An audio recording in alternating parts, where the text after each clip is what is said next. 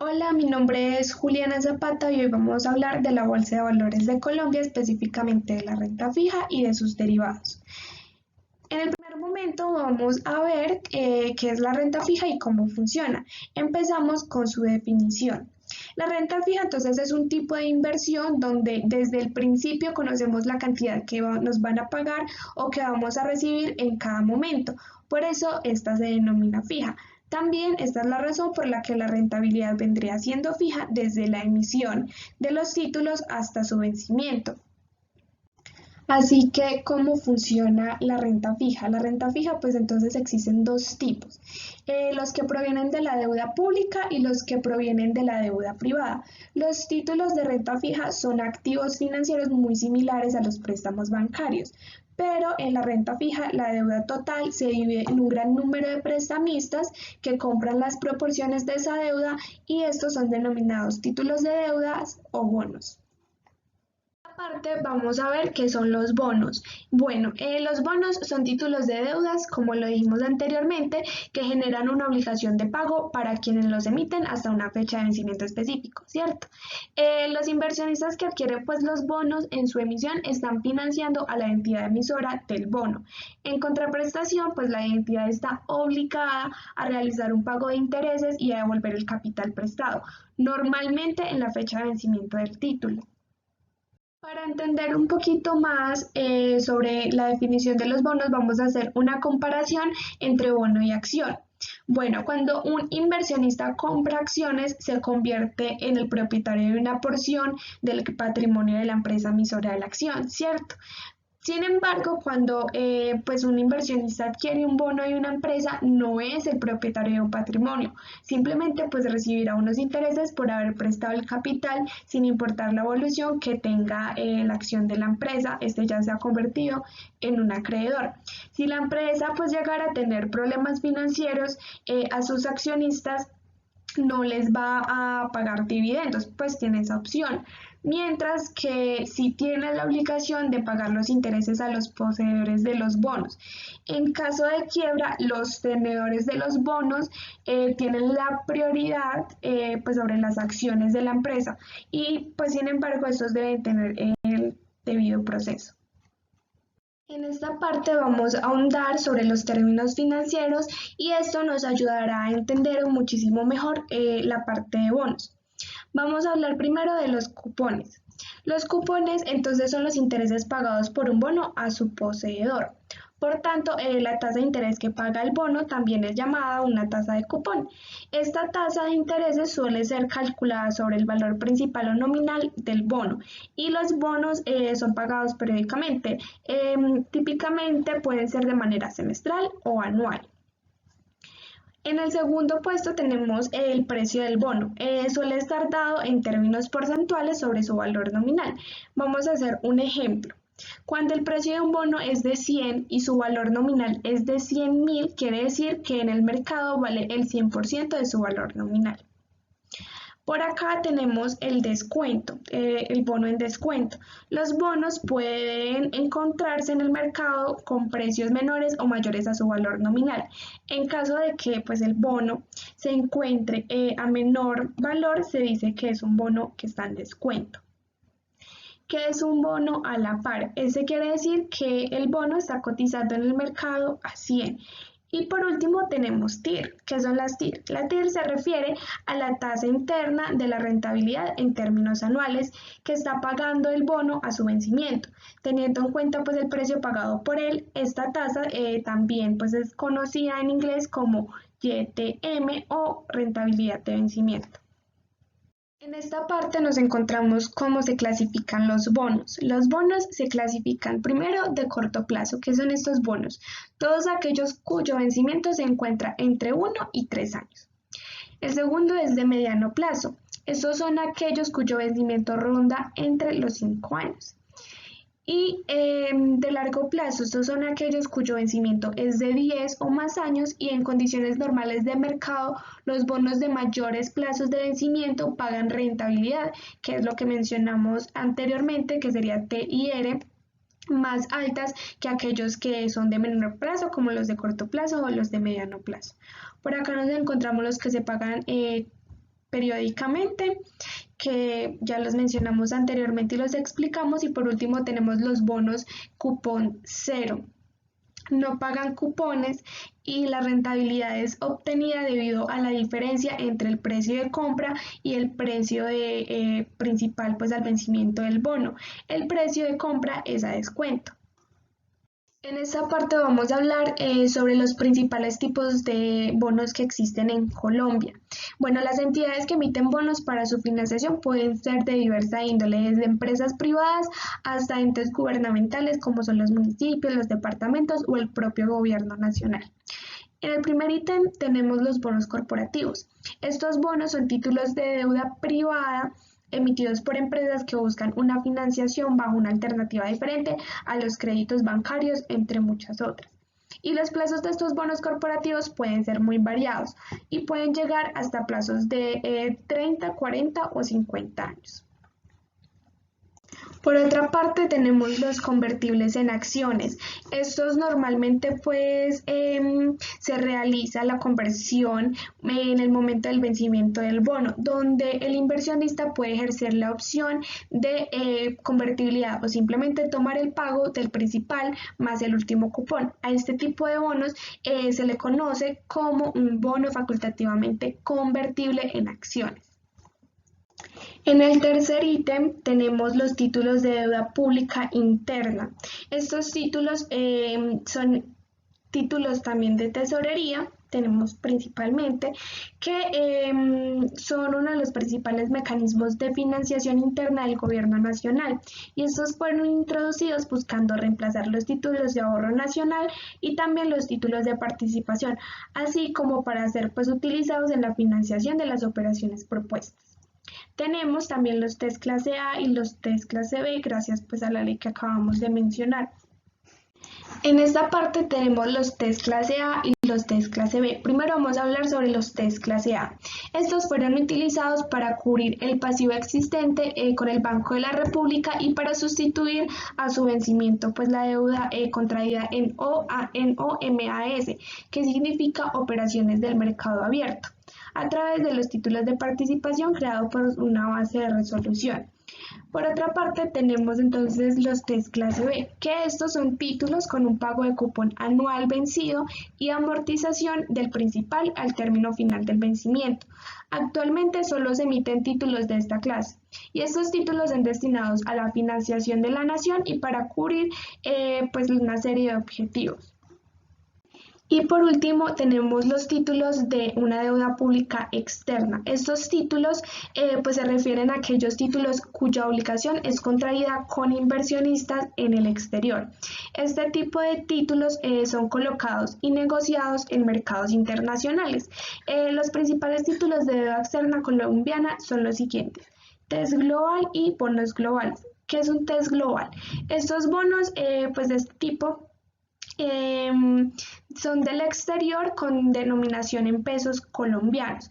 Sin embargo, pues el pago de cupones y el principal se realiza en moneda extranjera. De esta manera, el inversionista asume el riesgo de la tasa de cambio en la moneda extranjera frente al peso.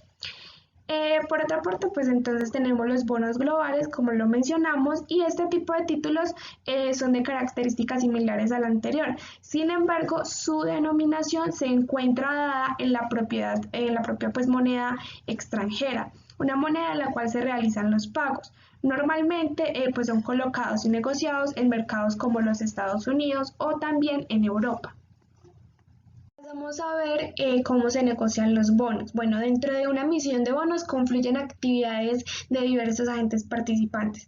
Para una emisión de este tipo, el emisor deberá seleccionar un agente estructurador, también conformar el equipo de asesores legales, contratar una agencia calificadora de riesgos y por último, también deberá seleccionar un agente colocador.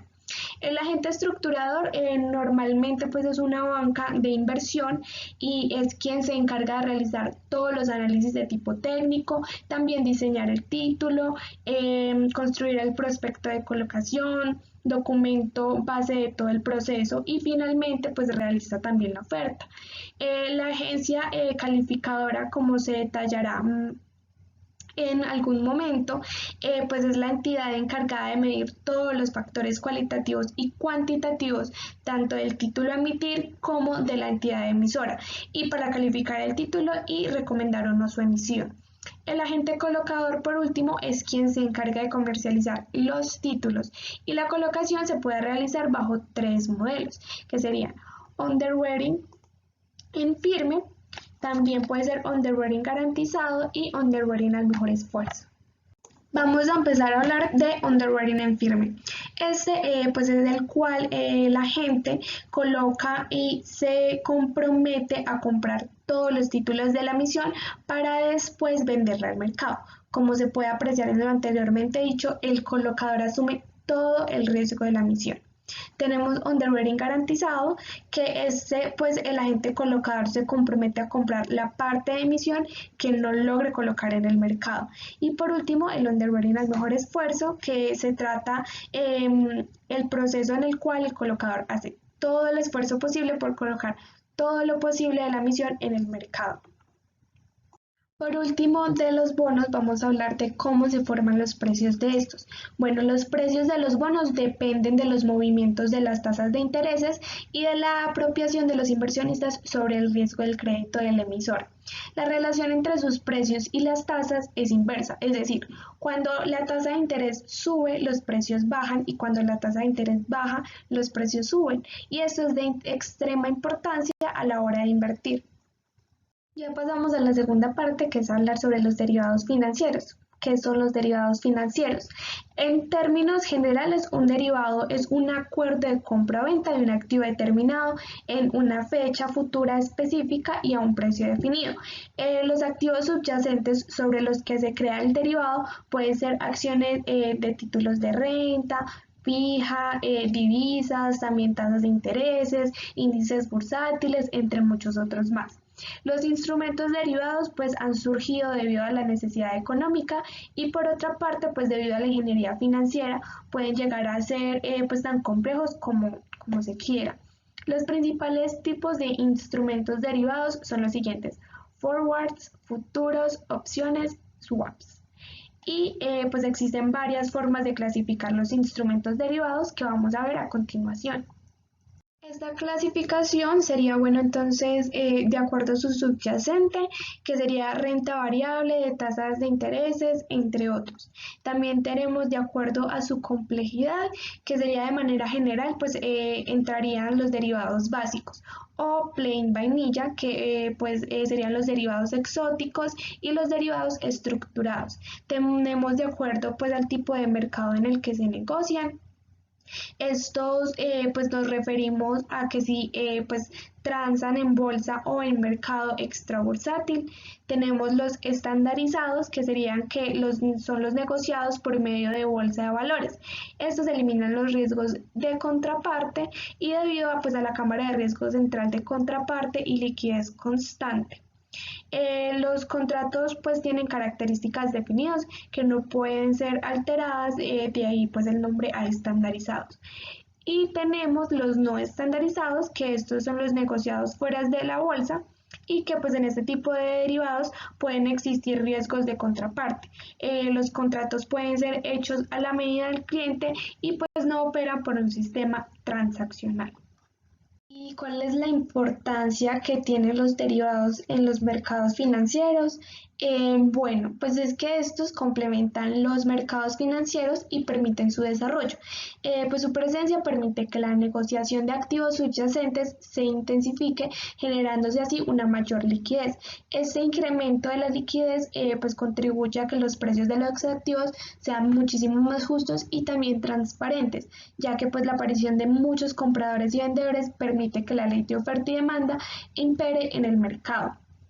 Gracias a todo esto, pues entonces las empresas se verán cada vez mucho más motivadas a emitir más títulos a medida que el desarrollo del mercado pues sea mayor.